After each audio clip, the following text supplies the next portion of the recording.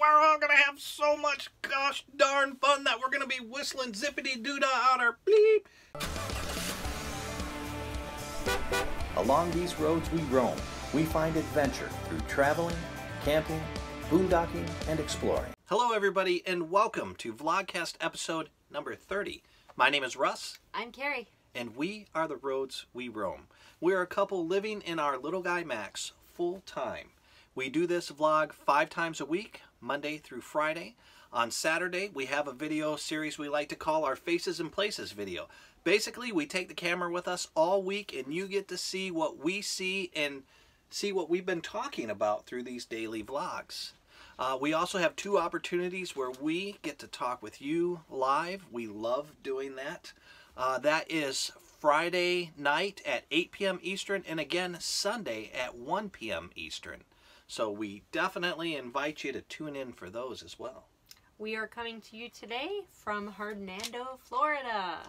Florida is the key word. It is nice and sunny and warm. Yeah, well, warmer. Yeah, well, I mean 64. It's not, you know what, I got spoiled yesterday. Yesterday was really warm. Yeah. And today I think is high of only 63. Yeah. Which I'll take. I'll take that all day. But it felt cooler than yesterday. If you're not in the sun, then it is a little bit nippy out. Yeah. As I could tell by your nose while we were eating shrimp in wherever we were. We went to Homosassa, Florida. That's my best guess at saying that. We met up with Kate and KV. Again, that's starting to be a regular. I love those two.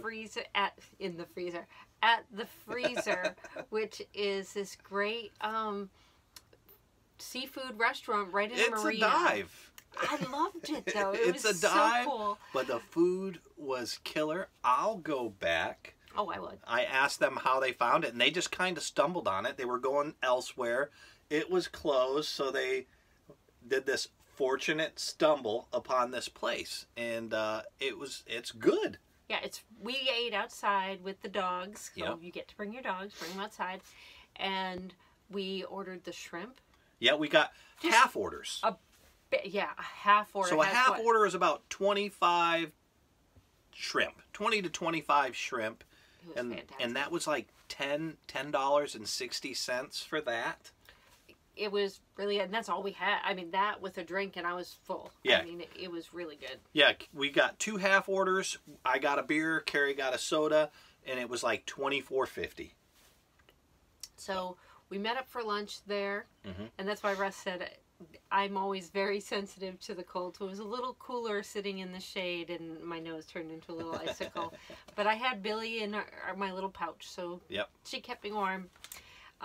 Definitely recommend going there if you're in that area. It's a great find, Kate and KV. Thanks for sharing. Anybody else that finds cool places let us know along the way. You know, I like those local type of restaurants that people don't tend to hear about. Chains have their purpose. Yeah. You know, if you need something tried and true and you don't have a lot of time to think about it, great. But I always love finding those. It's kind of like pizza. Pizza Hut, you know, Papa John's. It's okay, you know, but when you get to like a really good, you know, local pizza, it's so much better. And that's I think that's true no matter what. I totally agree. All right, pressing on. Pressing on. So today's topic, we are going to talk about being flexible. Not that way, Russ. Oh. Which, you're not very flexible. I know, I about threw my arm out just now. Okay, so maybe I should change it to that. So that way Russ can... Yoga. I'm implementing yoga now. Oh my goodness. Okay, anyway, so being flexible, but not that kind of flexible. Now this specifically is targeting with our nomadic lifestyle, but you can apply a lot of the things, even if you're not nomadic. And one of the things that I found in our regular normal life before our nomad life, I was very rigid. You're a planner. I was very much a planner.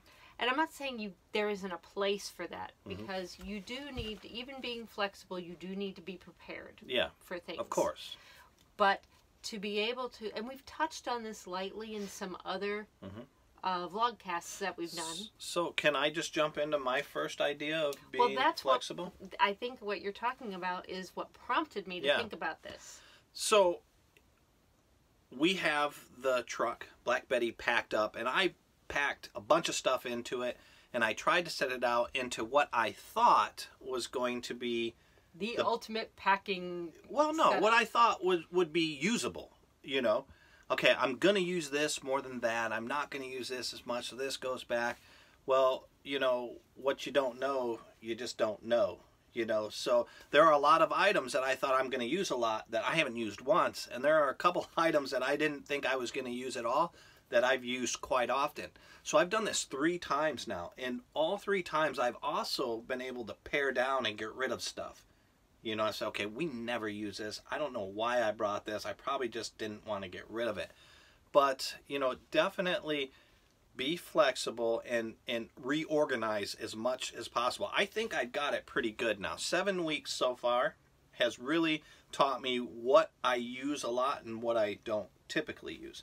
So I think that's an exercise in being flexible. Well, we've already downsized when we had a whole extra bin that was full of things. Got rid of, yep. We've gotten rid of a couple of the items that we used to have back there that we thought we absolutely needed when we first started. Mm-hmm. And now that we've been out on the road, we realized it was superfluous. Well, you know, even with that, even inside my toolbox, I did the same exercise. I went in there and I had a Doubles of screwdriver and another screwdriver that was pretty close to the same size. I was like, okay, this is redundant. You know, I don't. They were need the this. same size. Yeah. So, you know, yeah, definitely. I'm going to do a little side note Okay. on this one. If you watched our live stream coffee hour yesterday, we tried Stacey Forrest's Vietnamese coffee recipe, which is like liquid sugar.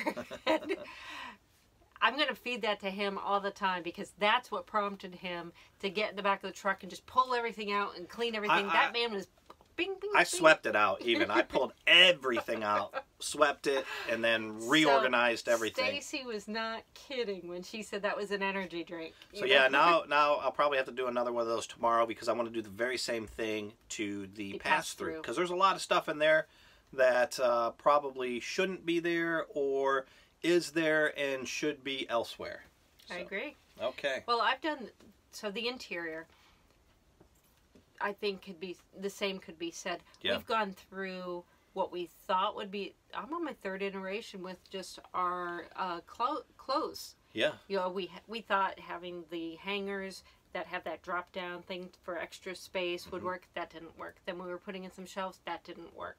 Like you said, you think you have an idea. You think you know, but then you get into that actual using something. And I'm curious to see if we are going to change things again when we move different climates. Yeah, well, what items we access different times. So that's part of the being flexible thing, knowing the environment you'll be in, knowing the time that you'll be in things. And I think this is a really good way to talk about this information. It's being flexible rather than saying this is where you should put your clothes. This is how you should pack your truck because you're going to use this because your way might be way different than my way, or what works for me might not work for you and vice versa. So what works for me now won't work for me 6 months. Exactly, and that's what happened. What worked for me when we first started didn't work for me 3 weeks ago, and what worked for me 3 weeks ago doesn't work for me now. Well, here's another important thing. It's kind of crazy, but when we downsized, I mean, we downsized to get our whole life into this. Yeah. And I find that once that started, it's really easy to downsize further because as we're going on there, like, no, don't need it. Toothbrush? Nah. Yeah, don't need it. Yeah, you need the toothbrush. Oh, okay. I was just trying to work with you. It's the first thing that popped into my head. But definitely rethink things. But another way to think about it that I wrote, scheduling. So be flexible with your scheduling. And with that, I mean, let's say you want to stay in an area, you hit some bad weather. We've done it several times now where we're somewhere we planned to stay there for a night. We liked it, so we stayed an extra day. Yeah, and if we had like nailed stuff down to a schedule or had stuff already paid, guess what? We wouldn't be able to stay or we would lose out. So I agree with you. Yeah, that's probably one of the most important ways is your travel schedule to be flexible. even just weather, yes, that's going to stop you. You like it, yes, that's going to stop you. But opportunities, like we have that opportunity to go stay with Kate and KV, and we didn't have that on our schedule when we first started. But we also stayed an extra day in Savannah because we had to get the furnace looked at. Yeah. And it didn't completely derail everything that No, we barely even noticed it, actually. So not holding yourself so tight to a schedule that it stresses you out, because that can happen. Yes. And I used to be guilty of trying to plan the perfect family vacations down to we wake up at 8 a.m. We have this event, this event, this event, this event. It reminds me of Family Vacation where they're traveling there and Chevy Chase is like, we're all going to have so much gosh darn fun that we're going to be whistling zippity-doo-dah out our bleep. I'm not going to say it because this is PG at worst. Yeah. But, yeah, you're right. When you plan things down to the minute, to the second, or even to the day, things that shouldn't be stressful become stressful. Especially when you're traveling in an RV and there are so many different variables that can affect that. Oh, so many. Yeah. And I think you miss out on maybe one of the key reasons why people are drawn to RVs is to relax. And to just have that time where you've got buffer time, you're not stressing. When we were driving from Georgia here, we left way earlier than what we needed to, so we didn't have to stress. We hit a lot of bad weather. I mean, the entire way was really, really bad weather. Some of the worst rain I've driven in a long time. Seeing the people broken down on the side of the road, we had plenty of time to turn around, go back and check on them, and continue on. Hey, I think about that, man. That's karma.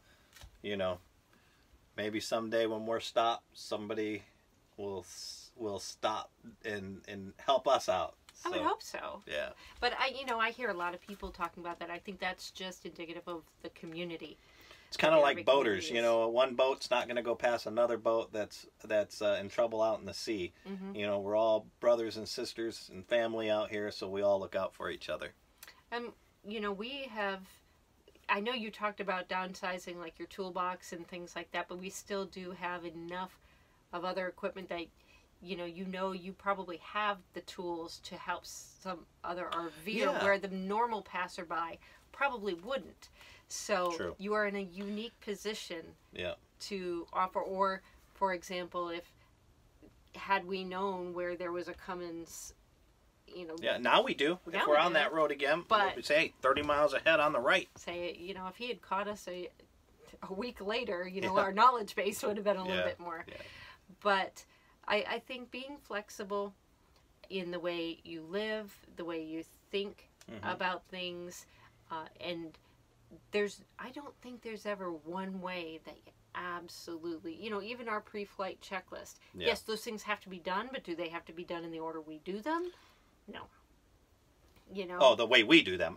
They should be the same no matter what when we do them. But in the order. If they were to do it, yeah, of course, they can do it in whatever order makes sense. Another way is paying bills. A lot of people would normally write a check, send it in, or stop by the store location. Now, with the digital technology, you can set things up for auto pay, or you can pay them online. If you have certain bills, they'll allow you to go to the Western Union inside of a grocery store, and you can pay through that. So it's a little more secure if you don't do the online things. So, there's a lot of options to still do the things that are important to you, but just in a different way. Yep. All right, so moving on to questions and comments. Raylene DeBeer said, our heater did the same thing. We still don't know why yet, but it hasn't happened yet again. Why don't you give people a little bit of quick summary for those who haven't been up to speed on this? So yeah, we've been having heater problems. Basically what would happen is the thermostat would talk to the furnace, it would start to blow, and then it wouldn't light up, and then it would shut off. We had our board replaced because that was our problem with it, and the very next day it did it again, except this time it just kept blowing and blowing and blowing. I've seen several different issues that this could be. So one of them could be like ours. It was a bad board. We got that fixed. Another issue could be the sail switch. And the sail switch is basically a switch that when the fan blows, it hits this sail and lifts it, which allows the gas to be ignited. And that can be because you have poor airflow or something like that, or your sail switch could just be bad. And then, you know, I've also seen people say, oh, it's they've had issues like that, and their propane feed wasn't getting back to the furnace, so it's not going to ignite. And then there's also a reset switch in there that you can try to trip as well. It sounds like you haven't had that issue anymore, so to me it almost sounds like it might have been a propane issue, or maybe there was something blocking the airflow. You know, because even if you block these little vents down below, like if you have a pillow next to it or something like that, it'll trip that, and it'll cause it not to work. So keep those areas clear. I hope that helps. I'm just learning as I go. So, but those are some of the issues I've seen. So then we move on to Scott B. He says, thank you for your review and tour of the Little Guy Max. They're considering getting one or a Mini Max. Okay. But he wants your input. He wants to know if it can handle going over hilly, mountainous terrains, like in the national parks that he wants to go through at high elevations. Specifically being towed by a 2018 Toyota 4Runner. It has a 5,000-pound max towing capacity.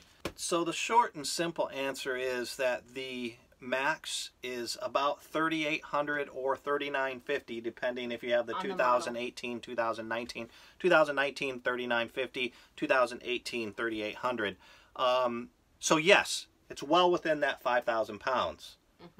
But you have to think also of if you have your tanks full, what type of cargo you're carrying, how much weight that adds, you know, inside the truck as well as inside the trailer.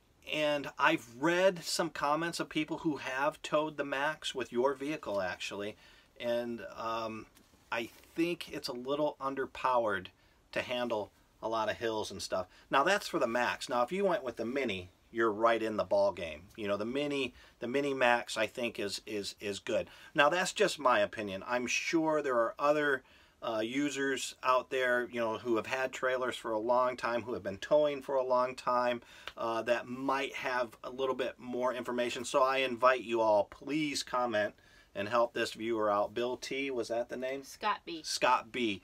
You know, share your information with us, but my opinion is it's a little underpowered, especially for the hills and stuff. For the Little Guy Max. For the Little Guy Max, but not the Mini Max. The Mini Max. Yeah, good to go.